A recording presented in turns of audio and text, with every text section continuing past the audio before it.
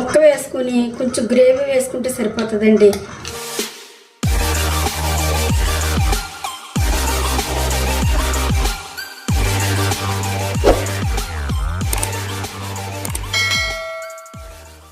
ఇదిగోండి కొరమేను ఫిష్ చేయించుకొచ్చేసారండి మా వారు. ఇదిగోండి అక్కడే క్లీన్ చేయించుకొచ్చేసారు. ఒక్కొక్క చేప కేజీన్నర ఉన్నదనమాట. మొత్తం 3 కేజీలు అనమాట ఇదంతాను. ఇదిగోండి ఈ ముళ్ళు ఇవన్నీ తీయించేసి బోన్స్ లేకోకుండా కట్ చేయించారనమాట. మనం చేప పచ్చడి చేయాలి అంటే, నిలవ పచ్చడి చేయాలి అంటే అసలు బోన్ ఉండకూడదండి ఫిష్కి. పైగా ఇంకోటి ఏంటంటే మేము ఇది యూఎస్ఏ పంపిస్తున్నాం అనమాట. యూఎస్ఏ పంపించడానికి అస్సలు బోన్ లేకోకుండా చాలా జాగ్రత్తగా చేయించాలి ఫిష్. ఇదిగోండి చాలా పెద్ద పెద్ద పీసులు ఉన్నాయి కదా, వీటిని ఇప్పుడు కట్ చేద్దాము. అలాగే ఇదిగోండి ఇది వేస్ట్ చేయడం ఎందుకు అని చెప్పేసి కూర చేసుకోవడం కోసం ఈ ముక్కలు తీసుకొచ్చేసారు. ఇదిగో బోనున్న పీసులు అనమాట ఇవి. ఓకేనండి, ఇవి తీసి పక్కన పెట్టేసి ఈ చేప ముక్కలతోటి నిలవ పచ్చడి ఏ విధంగా చేసుకోవాలో చూపిస్తాను ఇప్పుడు మీకు. చిన్నగా కట్ చేసుకుందామండి. ఇదిగో ఈ మాత్రం కట్ చేసుకుంటే సరిపోతుంది అనమాట. ఇదిగోండి ఇలా ఉంటే బాగుంటుందండి పచ్చడికి.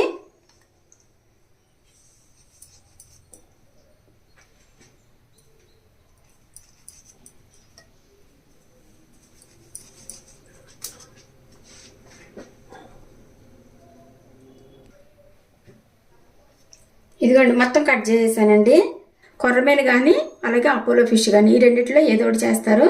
మాకు అపోలో ఫిష్ దొరకలేదండి, అందుకని కొర్రమేను చేప చేస్తున్నాను అనమాట. ఇప్పుడు ఈ చేప ముక్కల్లో నీళ్ళు పోసి బాగా కడిగేయాలండి.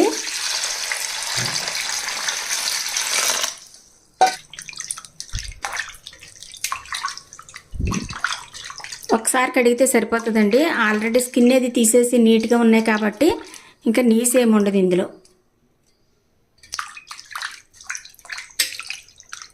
ఇప్పుడు ఈ ముక్కల్లో పసుపు, ఇదిగోండి 1 స్పూన్ సాల్ట్, 1 నిమ్మకాయ చెక్క కూడా తీసుకుని జ్యూస్ అంతా పిండేయాలి.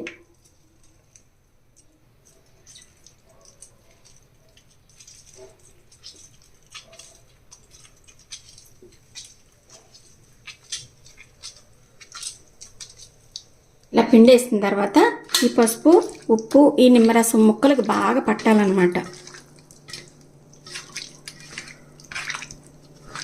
ఓకే అండి, ఇలా బాగా కలిపేసిన తర్వాత ఈ ముక్కల్ని ఇలాగ ఒక అరగంట సేపు మీకు టైం ఉంటే గంట అయినా సరే ఇలాగ మ్యారినేట్ చేసేసి పక్కన పెట్టేసుకోవాలి.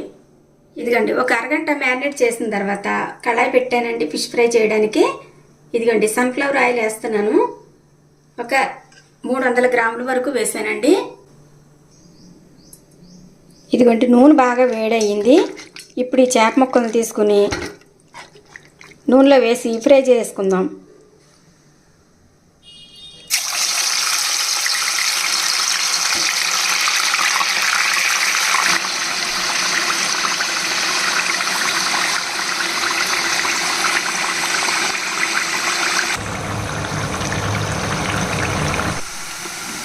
ఇదిగోండి చక్కగా వేగిపోయినాయండి ముక్కలు, ఎందుకంటే ఎక్కువ వేగకూడదు అనమాట. ఇప్పుడు వీటిని ఒక బౌల్లోకి తీసేసుకుందామండి.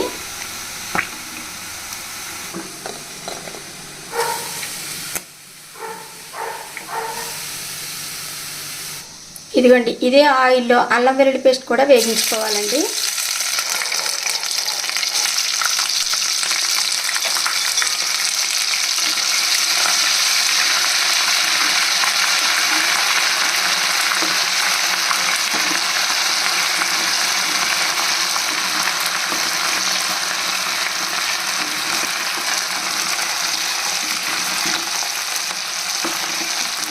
గోల్డ్ కలర్ వచ్చే వరకు బాగా వేగించాలి.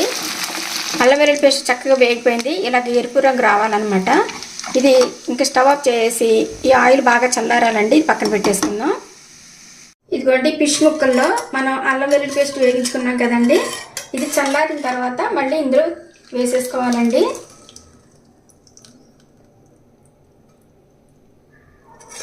ఇదిగోండి 50 గ్రాముల సాల్ట్ వేసానండి. వేసేటప్పుడు సీన్ స్కిప్ అయ్యింది.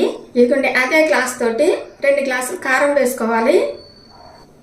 ఇదిగోండి మేము ప్రిపేర్ చేసిన కారం అనమాట, పికిల్స్ కారం అండి. మీకు ఎవరికైనా కావాలంటే ఆర్డర్ పెట్టుకోవచ్చు.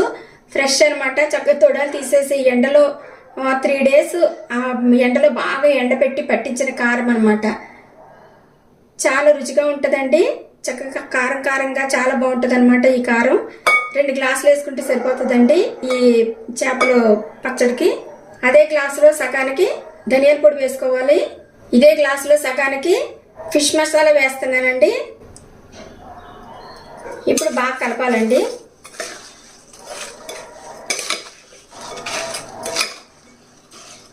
ఇదిగోండి ఈ విధంగా కలిపేసిన తర్వాత ఇదే గ్లాసులో సగానికి నిమ్మరసం వేసుకోవాలి.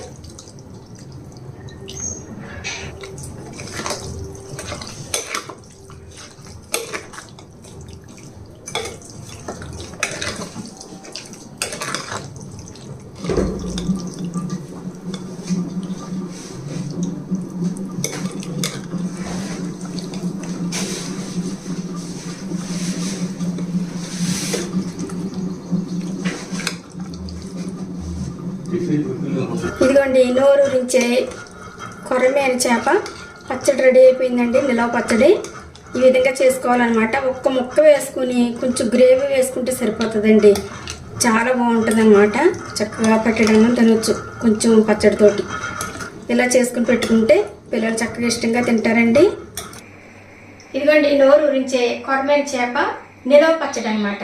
తయారు చేసే విధానం చూస్తారు కదండి. చాలా సింపుల్గా చేసుకోవచ్చు, టేస్ట్గా చేసుకోవచ్చు. ఈ పచ్చడి సుమారుగా 2 kgs అవుతుంది అనమాట.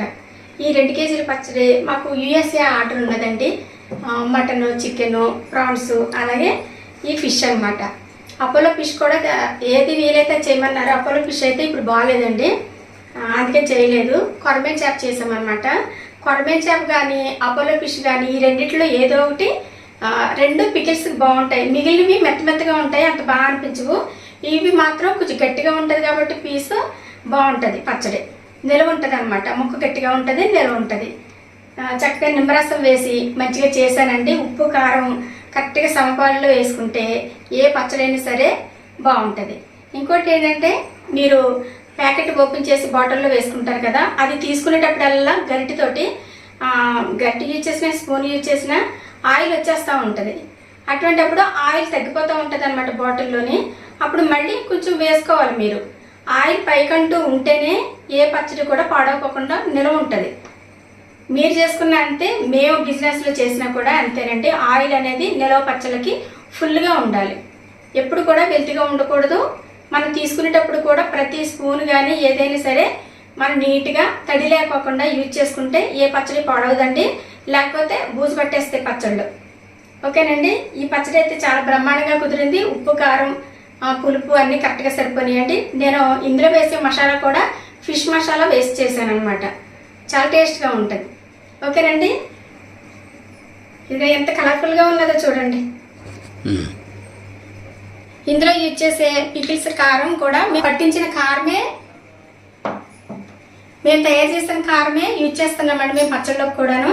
మేము అసలు ఏది కూడా బయట కొనేది లేదు. ఆయిల్ ఒకటే కొంటున్నాం. ఆయిల్, సాల్ట్, మిగిలినవన్నీ ఇంట్లోనే మ్యాక్సిమం ప్రిపేర్ చేయగలిగినవన్నీ కూడా ఇంట్లోనే చేస్తున్నాను అనమాట. మీకు ఎవరికైనా కావాలంటే పచ్చడి కారం కూడా తీసుకోండి. మా దగ్గర ఎప్పుడు అవైలబుల్లో ఉంటుంది. అలాగే కూర కారం, పచ్చళ్ళ కారం ఈ 2 కూడా నిత్యం అంటే ఎప్పుడూ ఉంటుంది అనమాట మా దగ్గర. మేము అలాగే కొంచెం ఎక్కువ మోతాదులో ప్రిపేర్ చేస్తున్నామండి. ఇప్పుడు కొత్త మిరపకాయలు వచ్చేస్తున్నాయి కదండి. ఇప్పుడు మళ్ళీ కొత్త కారం కూడా రెడీ అవుతుంది. మీకు ఎవరికైనా కావాలంటే కనుక ఆర్డర్ పెట్టుకోండి. ఓకేనండి. మరి ఈ వీడియో కనుక మీకు నచ్చినట్లయితే లైక్ చేయండి, షేర్ చేయండి, సబ్స్క్రైబ్ చేయండి. అలాగే పక్కనున్న బెల్ కొట్టడం మాత్రం మర్చిపోకండి. Thanks for watching. బాయ్.